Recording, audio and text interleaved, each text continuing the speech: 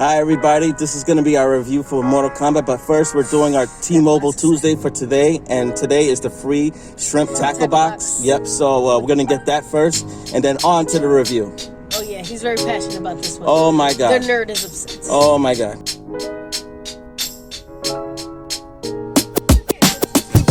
Welcome back to We Go Jinx, Nerd and Novice Edition. Today's edition, we're going to talk about the Mortal Kombat movie. And I gotta tell you, it's no bueno. It's no good. Bueno. No good. Like we were explaining about our T-Mobile Tuesday, so we were getting some popcorn shrimp. Yes, every Tuesday, T-Mobile, for you guys who have the T-Mobile service, every Tuesday there's a service with free stuff, whether it's free food, a free lawn service, there's discounts, and today's free was it was supposed to be butterfly shrimp tackle box, but they didn't have the butterfly shrimp, so we got popcorn shrimp instead. Right? We got popcorn shrimp instead, but yeah, this is what we got. So, but enough of that. Yeah, that's pretty much it. So, okay, Mortal Kombat. My goodness, what the hell did I just witness? Hollywood.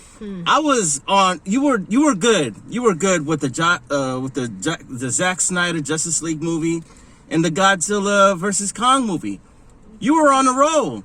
Then all of a sudden, this comes out and it's trash. The movie's trash. Trash. It's trash. Twah! The movie's trash. Let's begin. Where do I begin? From the nerdy perspective. One of my favorite characters in Mortal Kombat. He is like the best fan favorite character of all times. And the movie starts with him basically, living his life in feudal Japan. You know what I'm saying? He's doing his, I guess, farming work and stuff like that until he hears his wife calls out. He runs and he sees that his wife is frozen. So immediately he went into fighting mode and started fighting all these other ninjas, what turns out to be from the Lin Kuei, the Sub-Zero clan. And that was the best part of the movie. I guess the only part of the movie I enjoyed. And the end fight scene was also all right. Mm-hmm. Fight scenes were decent. The fight scenes were great. They were choreographed well. The choreograph for all the fight scenes was well choreographed. Yeah. I enjoyed that. I enjoyed some of the campiness, all the fatality. Kano wins. I didn't like that. It's fan service, and that's what the people liked. Fan service. I guess, but not when they're saying it themselves. That's like when. Well, it's like when in The Emperor's New Groove, when Krunk does his own theme music, it was kind of like that, but way worse. Right. And then we get introduced to other characters, like this new character called Cole. Now, Cole... Who's the primary character. The primary character, he's supposed to be your window in to introduce you to this Mortal world. Kombat, but the problem with Cole, he's flat. He's boring. I did not like the character from the very beginning. We first get introduced to this character of him losing an MMA fight. Throughout the movie, they show little pieces of him seeing Scorpion when he looks at himself in a mirror, things like that. But they should have opened the entire thing differently, because Cole is not. He couldn't carry the movie. He couldn't carry the movie. But you know who did carry the movie? Kano. Of all people, Kano. And he's not even in it the whole movie, but he's in there enough where the guy is hilarious. He was chewing up. Everyone loves me.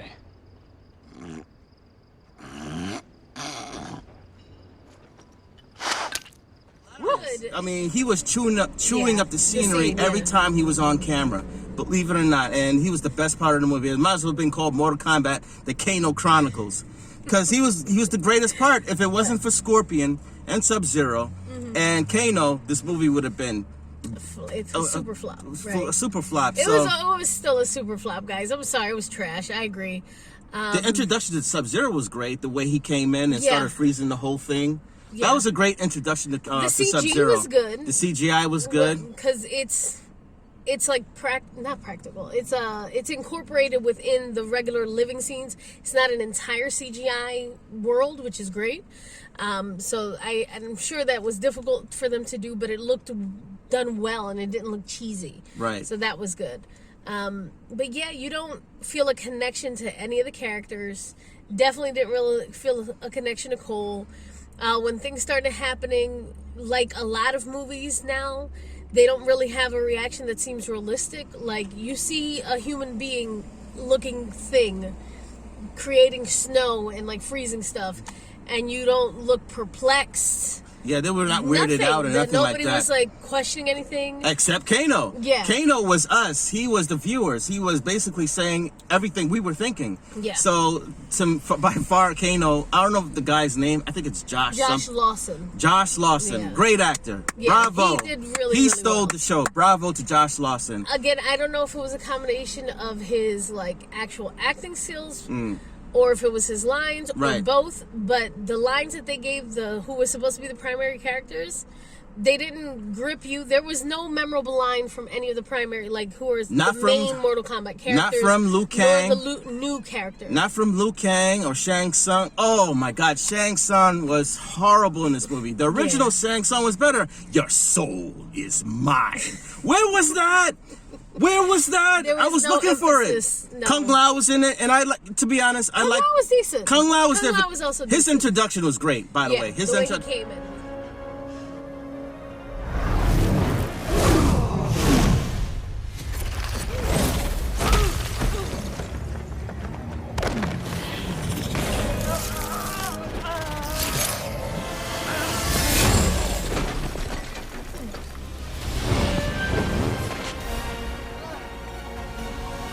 His introduction was great, by the way. His the way he introduction came in was dope. was dope.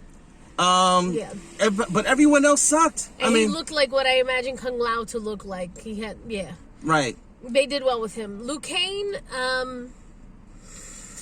Liu is Kang, the my protector God. of Earthrealm, right? This is what you told. He's He the was protector another of character Earthrealm. that he's supposed to be the star of the show. In the original Mortal Kombat, it was Liu Kang. He was the hero. He was the guardian of Yeah. Earth. But in this, it's supposed to be a combination of Cole and Sonya Blade, and I guess Which wouldn't necessarily be problematic if when they came into contact with Liu Kang, that Liu Kang kind of dominated and became like their teacher, which is what should happen. Right. But he had very little presence.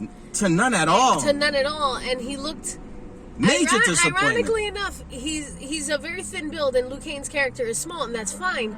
But he looked stiff, like he didn't look muscular until Right. actually Right. he His took presence off his shirt, was not which is- felt. and exactly, that was He's another supposed to be thing. the Bruce Lee of Mortal Kombat, and there was none of that. And when Bruce Lee was on film, if you've ever His seen any presence, Bruce Lee, not took up necessarily the his energy, stature, but his right. presence was felt. You felt his presence And I think as that's a martial why artist. I focus so much on Liu Kang's Right. physical, because his presence was lacking. Right, right. So since he didn't have the energy, the aura to carry it, then he needed at least the physical stature to appear more dominating, and he doesn't. Right. We got to talk about Jax. Now, Jax, I love this actor.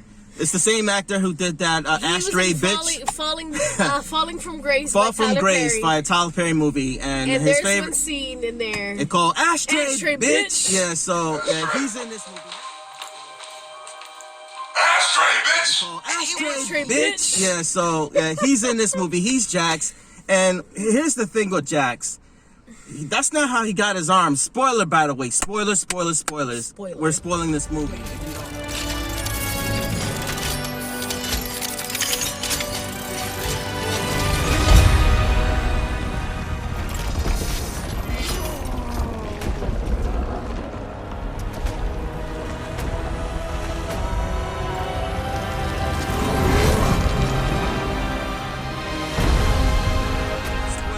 Spoilers. Spoiler. We're spoiling this movie Yeah, if we- you don't I know. think we already have. Yeah, so, but, Jax didn't get his robotic, cybernetic prosthetics arms through this mysticism with this thing called Arcana. hold There's on. this thing called the Arcana. Yeah, there you go. Exactly. Give it an So, explanation. the Arcana pretty much gives the It's how they get individual their powers and stuff like Yeah. that. So the way they introduce powers in this Mortal Kombat film is like incorrect and doesn't make sense. The way Kano got his powers with his laser eye beam, that doesn't make sense. Right. And the- I'm the Black fucking Dragon! And who are you two, huh? You some fucking cave dweller here be twirling his anal beads, taking orders from this wushu wanker who wears a hubcap as a helmet! Now sit down, shut up, and pass me a fucking egg roll! his laser eye beam, that doesn't make sense. Right. And the same way Jax got his cybernetic arms, that didn't make sense either. So I'm like, wait a minute.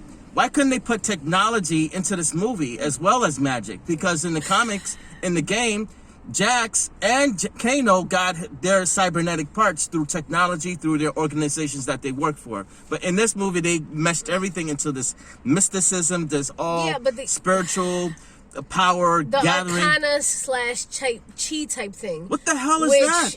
Didn't. It didn't make sense. It can't all be no. Because it's not their essence that's coming forth. Like for Liu Kang, it was his essence coming forth, right? It was the dragon spirit that he has. But nobody else's power or Arcana correlated to who they were as actual individuals. Like you're saying, the Jax thing is he loses his arm in a battle. Then in Raiden's temple, they repair him with the weakest baby arms. It's like giving a grown-ass man, the tiny hands that everybody uses now. Right. That. Right. And it looks stupid. It looked dumb. Even, I'm sure they were trying to make it look kind of dumb, but it looked dumber than I think they intended. Right. And then it's when he has to use them with force to save someone. The Arcana takes over and gives him the classic metal, the full metal arm. Right. Which is... So what would have happened if he never lost his arms to begin with? Then what would have what? been his Arcana? What would have been his Arcana? The storyline overall was flat. I was disappointed with Liu Kang. I was disappointed with Shang Tsung. I was disappointed with pretty much everyone. Raiden again. Raiden was also flat. Everybody was lacking. Everybody was lacking. I didn't like Raiden either. Like the entrances when Raiden came in, that was dope. Yeah. But other than it being dope, when he was on the screen talking, he was like the most negative Nancy ever. Right. Like when all of the characters finally go into his temple and they find it. And he was like, this is what we have? This is it? Yeah. And he like walks off. Yeah. Like, really? Pretty much, yeah. I mean, it was bad. It was bad. The whole movie's bad. The ending with the Scorpion Sub-Zero fight, that was good. At the ending was good. That whole scene was good. The fatalities was good. So pretty much all the fatalities in this movie are good. This is how I know a movie's not that great. I fell asleep, guys, twice. She did. I did. She did. And when I woke up, thank goodness it was typically on the fight scenes. But I fell asleep on the final Star Wars movie of this most recent trilogy because it was trash. Like, it really was. And it's the same here with the Mortal Kombat. I'm so disappointed. Like I said, real quick synopsis on my part. This will be my ending. Oh, the movie overall as a whole, trash. It's trash, garbage. Blah, done. Don't watch it. Watch the original, 1995. 1995, yes. Yeah. Watch that one. That was really good. Watch that one. You'll get your fixed. But the again, it was the storyline, the way they wrote it. I would have written it differently, but it's not my movie, so whatever. I like that they could have built upon Scorpion a little better. Right. I wouldn't have mind if this whole movie was just about Scorpion and Sub-Zero, and it was just about them. And going then later back, on, through feudal Japan and through right. It would have been dope if Cole was a reincarnation because Cole can't carry the Mortal Kombat series. He can't. Can you imagine a sequel? Because they're leading to a sequel. No. I don't want to watch Cole again. I don't want to watch any of the characters, to be quite honest. Sonya Blade, no. I could see Kano again, but they killed him off. They killed off Kano. Super spoilers. No, it's all right. It's spoiler. We're spoiling everything, so. Yeah. So it's a thumbs down, trash movie. Don't go see it. Shame on you, HBO Hollywood. You were doing good with Justice League. You were doing good with Godzilla and Kong. Godzilla and Kong. Well, we can talk about that one too. That one, they just needed no humans in it. The end. The end. But going back to this movie, don't go watch it. That's my review. Yeah, it just wasn't good. Everybody was flat. The unrealistic. I know it's an unrealistic premise in general, right? Right. But it's unrealistic. The reactions or lack of reactions about what was happening was unrealistic. Right. Somebody who's supposed to be like the savior, Cole character, he just didn't have the energy. He didn't exude that either. Not at That's all. what it was. Everybody lacked presence. Right. Like they didn't care. They didn't care to be involved in their character.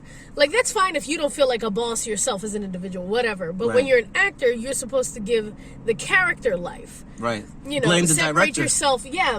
Well, partially the director, but also the acting themselves. Like, I'm not an actor, you know. I think I can act well, but that's another story. And they didn't, you know, they weren't oozing machismo like Razor Ramon. You know what I'm saying? Like, they're supposed to give me something, and they didn't give me anything. Sonya was also flat. She was just kind of there to walk the story along. Right. As a kid, I grew up with Mortal Kombat.